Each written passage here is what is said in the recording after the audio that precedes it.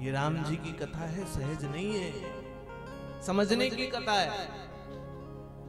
मैं नित्य रामचरितमानस को पढ़ता हूं, लेकिन आज भी रामचरितमानस नया ही लगता है मुझे। रामचरितमानस सदा नूतन है, नए ज्ञान को देती है। रामचरितमानस हमेशा नया है, जो संस्कार देती है, शिक्षा देती है।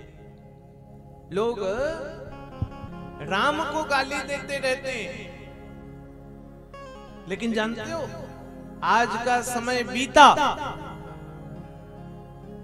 और समय बीतता गया बीतता गया बीतता गया। 4 दिन पहले मैं देख रहा था, जिस जम्मू कश्मीर में हिंदू अल्पसंख्यक हो गया था ना, सुना कि नहीं सुना है? जम्मू कश्मीर में हिंदू अल्पसंख्यक हो गया। उस राज्य की पूर्व मुख्यमंत्री भगवान शिव को जलाभिषेक कर रही थी। ये हिंदुओं के संगठन की ताकत है।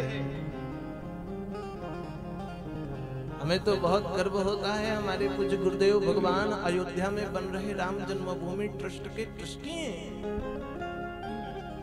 आज मेरे से किसी ने पूछा, अयोध्या का मंदिर बाबा बन रहा है? अरे बन नहीं रहा है, बन के तैयार होने वाला है, दिसंबर तक पूरा हो जाएगा। इसलिए यज्ञ में जम करके दान दो और उसके बाद पैसा इकट्ठा करो, अगले बार रामनवमी में चले जाना अयोध्या जी। भगवान का भव्य मंदिर बन रहा है, लाखों लोग दर्शन कर पाए ऐसा दिव्य मंदिर आपकी कल्पना नहीं पहुंच सकती। इतना सुंदर भगवान का दरबार सज रहा है,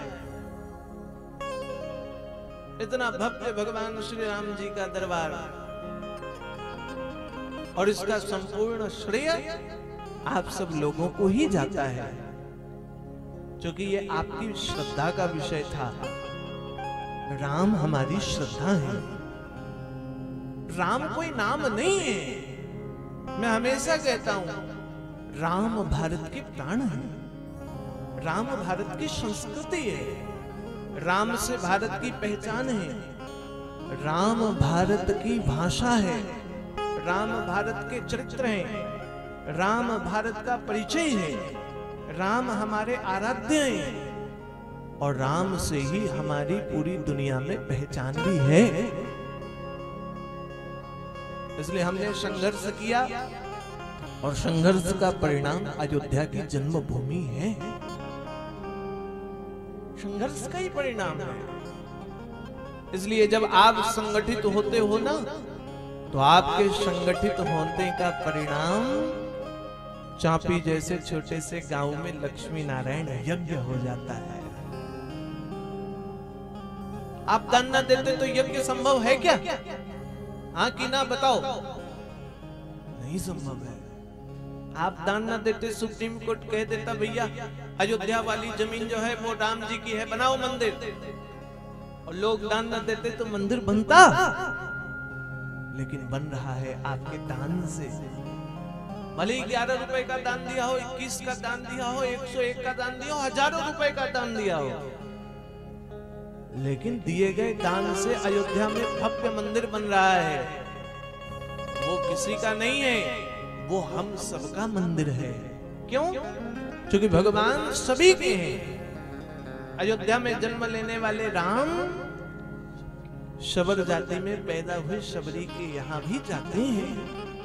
इसलिए वो उत्तर प्रदेश का पूर्व मंत्री और वर्तमान का कहने वाला स्वामी, तो समझना चाहिए राम तो वो है जो दलितों के यहाँ जाकर बैर खाते, वो भी झूठा।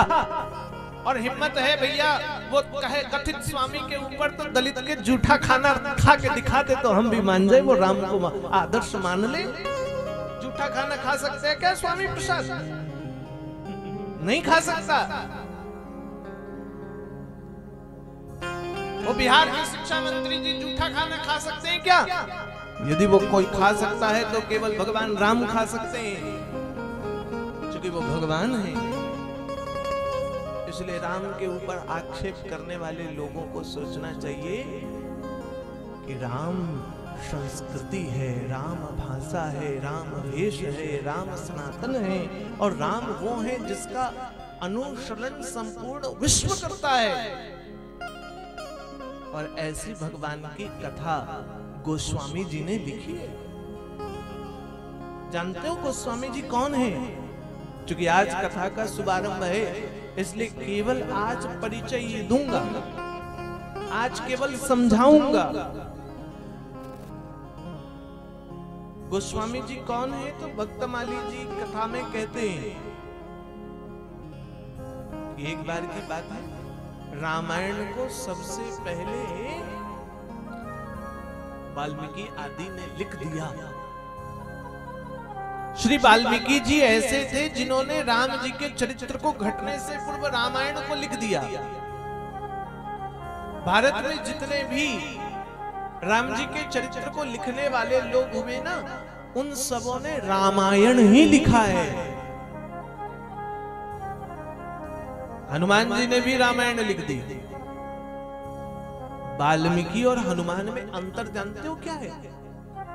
वाल्मीकि वो जो है त्रिकालदर्शी हैं, नेत्र बंद करके भगवान को जाना और रामायण लिख दिया। और श्री हनुमान जी वो हैं जो राम जी के चरित्र के साक्षी हैं। राम जी वन में कैसे भटके, सीता का खोज कैसे किए, लंका पर आक्रमण कैसे किए, ये हनुमान जी ने प्रत्यक्ष देखा।